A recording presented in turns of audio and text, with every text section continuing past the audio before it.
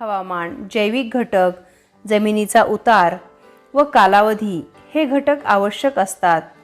या सर्व घटकांच्या एकत्रित परिणामातूनच मृदा तयार होत असते. मृदा निर्मितीचा पहिला घटक पाहूयात, मूळ खडक. प्रदेशातील मूळ खडक हा मृदा निर्मितीतील महत्त्वाचा घटक असतो. प्रदेशाच्या हवामानानुसार व खडकाच्या काठिण्यानुसार मूळ खडकाचे विदारण होऊन मृदा तयार होत असते. विदारण होणे म्हणजे त्या खडकाचे अपक्षरण होणे. उदाहरणार्थ, महाराष्ट्रातील दख्खनच्या पठारावर असलेल्या बेसाल्ट या मूळ खडकाचे विदारण होऊन काळी मृदा तयार होते. या मृदेला रेगूर मृदा असे म्हणतात. तर दक्षिण भारतातील ग्रेनाइट व नीस या मूळ खडकांपासून तांबडी मृदा तयार होते. पुढील घटक आहे प्रादेशिक हवामान. खडकांच्या विदारणाच्या प्रक्रियेची तीव्रता ही प्रदेशाच्या हवामानानुसार ठरते. हवामानातील फरकामुळे एकाच मूळ खडकापासून वेगवेगळ्या प्रकारची मृदा तयार होत असते. पुढील घटक पाहूयात, जैविक घटक. जैविक घटक हे पदार्थ प्रदेशातील मृत वनस्पती व प्राणी यांच्या विघटनातून मृदेत मिसळतात. विघटित झालेल्या पदार्थास ह्यूमस म्हणतात. मृदेमध्ये ह्यूमसचे प्रमाण अधिक असेल तर मृदा अधिक सुपीक असते. पुढील घटक पाहूयात, कालावधी. मृदा निर्मिती ही प्रक्रिया मंद गतीने होत असते. उच्च दर्जाच्या मृदेचा 2.5 सेंटीमीटरचा थर निर्माण होण्यासाठी हजारो वर्षांचा कालावधी लागतो. जास्त तापमान व जास्त पाऊस असलेल्या प्रदेशात मृदा निर्मितीची प्रक्रिया जलद होत असते. कमी तापमान व कमी पाऊस असलेल्या प्रदेशात मृदा निर्मितीसाठी जास्त कालावधी लागतो. मृदा या साधनाचा प्रामुख्याने शेतीसाठी वापर केला जातो. कित्येकदा जास्त उत्पादन मिळवण्यासाठी शेतात अनेक प्रकारची रासायनिक खते, कीटकनाशके यांचा मोठ्या प्रमाणावर वापर केला जातो. त्यामुळे मृदेची गुणवत्ता कमी होते. मुलांनो, मृदा आणि माती यामध्ये फरक आहे. मृदा म्हणजे माती नव्हे. मृदेमध्ये अपक्षय झालेल्या खडकांचा भुगा, अर्धवट किंवा पूर्णपणे कुजलेले सेंद्रिय पदार्थ व असंख्य सूक्ष्मजीव यांचा समावेश असतो. मृदेत अनेक जैविक व अजैविक घटकांमध्ये सातत्याने आंतरक्रिया घडत असतात. मृदा ही एक परिपूर्ण अशी संस्था आहे. याउलट माती हा मृदेतील केवळ एक पदार्थ आहे. मुलांनो, आपण एक प्रयोग करून पाहूयात. सारख्या आकाराच्या 3 कुंड्या घ्या. एक कुंडी रिकामी घ्या. दुसऱ्या कुंडीच्या तळाचे छिद्र बंद करून त्यात फक्त पाणी भरा आणि तिसऱ्या कुंडीत मृदा भरा. 3ही कुंड्यात कुठल्याही प्रकारच्या बिया टाका. 3ही कुंड्या उन्हात ठेवा आणि त्यातील रिकाम्या व मृदा भरलेल्या कुंड्यात 4-5 दिवस थोडे थोडे पाणी टाका व निरीक्षण करा आणि पुढील प्रश्नांची उत्तरे शोधा. रिकाम्या कुंडीतील व फक्त पाणी असलेल्या कुंडीतील बियांचे काय झाले? रिकाम्या कुंडीतील आणि फक्त पाणी असलेल्या कुंडीमधील बियांची झाडं, रोपं तयार होणार नाहीत. मृदा असलेल्या कुंडीतील बियांचे काय झाले? अर्थात तिथे रोपे तयार व्हायला सुरुवात होईल, अंकुर फुटेल. यावरून तुम्ही काय अनुमान काढाल? यावरून हा अनुमान निघतो की बियांचं रोप होण्यासाठी किंवा बी रुजण्यासाठी मातीची आवश्यकता असते. वनस्पतींची निर्मिती, वाढ व आधार यांसाठी मृदेचे असाधारण महत्त्व आहे. केवळ योग्य हवामान, भरपूर पाणी आणि सूर्यप्रकाश असल्याने वनस्पती जीवन समृद्ध होऊ शकत नाही. वनस्पतींच्या योग्य वाढीसाठी सुपीक मृदा महत्त्वाची असते. जमिनीत बी टाकल्याने पीक येते हे मानवाला समजले. त्यामुळे त्याने मृदेचा वापर करण्यास सुरुवात केली. हळूहळू त्याच्या हे लक्षात आले की नदी काठच्या सुपीक मृदेत पीक जास्त चांगले येते. त्यामुळे मानव नदीकाठच्या प्रदेशात समूहाने राहू लागला. त्यातूनच पुढे नदीकाठी मानवाच्या प्राचीन संस्कृतीचा उदय झाला. उदाहरणार्थ, सिंधू, हडप्पासारख्या संस्कृती. खतांचा वापर व शेतीच्या उत्पादनातील विक्रमी वाढ. मोठ्या प्रमाणात वाढणाऱ्या लोकसंख्येसाठी मानव शेतीमधून अन्नधान्य मिळवू लागला. पीक भरघोस येण्यासाठी मृदेची प्रत वाढवण्याचे विविध प्रयत्न मानव करू लागला. त्यासाठी विविध प्रकारची खते तो वापरू लागला. त्यामुळे शेतीच्या उत्पादनात विक्रमी वाढ झाली. मृदेच्या प्रकारानुसार अन्नधान्ये, फुले, फळे इत्यादी उत्पादने घेतली जातात. स्थानिक उत्पादनानुसार तेथील मानवाचा आहार निश्चित होतो. ज्या देशात प्रदेशात शेतीयोग्य मृदा नसते त्या देशांना आजूबाजूच्या देशातून धान्य आयात करून त्यांची गरज भागवावी लागते. उदाहरणार्थ सौदी अरेबिया, कतार, ओमान इत्यादी देश त्यांच्या अन्नधान्याच्या गरजा चीन, भारत, अमेरिका या देशातून धान्य आयात करून भागवतात. ज्या प्रदेशात सुपीक मृदा असते त्या प्रदेशात अन्नधान्याची स्वयंपूर्णता असते. त्यामुळे अशा प्रदेशात लोकवस्ती केंद्रित झालेली आढळते. अशा प्रदेशात शेती उत्पादनावर आधारित उद्योगधंदे विकसित होतात. ऊस उत्पादन क्षेत्रात साखर कारखाने, फलोत्पादन क्षेत्रात फळे प्रक्रिया उद्योग इत्यादी अशा प्रदेशांचा पुढे विकास झालेला दिसून येतो. महाराष्ट्रातील मृदेचे प्रकार नकाशाच्या साहाय्याने समजावून घेऊयात.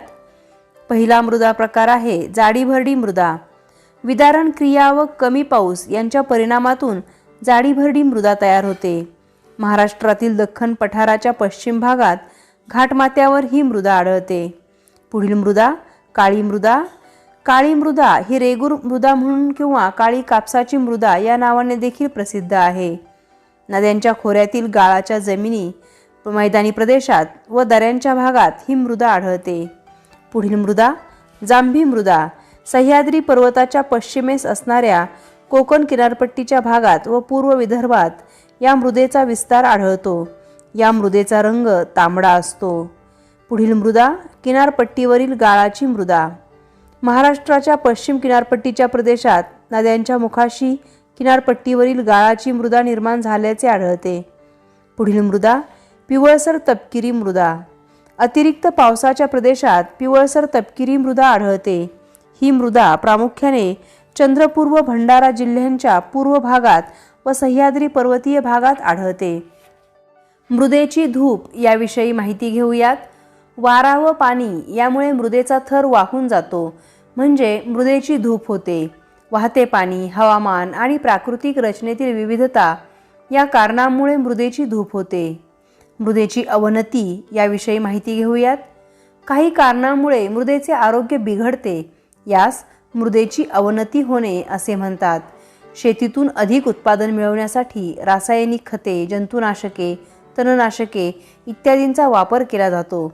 रसायनांच्या आणि खतांच्या अतिरेकी वापरामुळे मृदेची अवनती घडून येते. काही वेळा अतिरिक्त जलसिंचनामुळे जमिनीतील क्षार वर येतात व जमीन खारपट बनते. रासायनिक द्रव्यांच्या अतिवापरामुळे ती द्रव्ये मृदेत वर्षानुवर्षे तशीच राहतात. त्यामुळे मृदेतील सूक्ष्मजीव नाहीसे होण्याचा धोका वाढतो. अशा मृदेतील ह्युमसचे प्रमाणही कमी होत जाते व वनस्पतींना आवश्यक पोषक द्रव्ये मृदेतून मिळण्याशी होतात. मृदेचा सामू बिघडला असल्यास मृदेचे आरोग्य बिघडले असे समजतात. या मृदा संधारणासाठी उपाययोजना पाहूयात. मृदेस असाधारण महत्त्व आहे, त्यामुळे मृदेचे संधारण करणे महत्त्वाचे आहे. शेतातील सुपीक मृदा पावसाच्या पाण्यासोबत वाहून जाऊ नये यासाठी मृदा संधारण विभागातर्फे अनेक उपाययोजना केल्या जातात. उदाहरणार्थ शेतांना बांध बंदिस्ती करणे, बांधावर योग्य प्रमाणात झुडपांची लागवड करणे, शेतात जास्त उताराच्या भागावर दगडांच्या साहाय्याने बांध घालणे इत्यादी. मृदा संधारणासाठी पुढील काही उपाययोजना राबवणे उपयुक्त ठरते.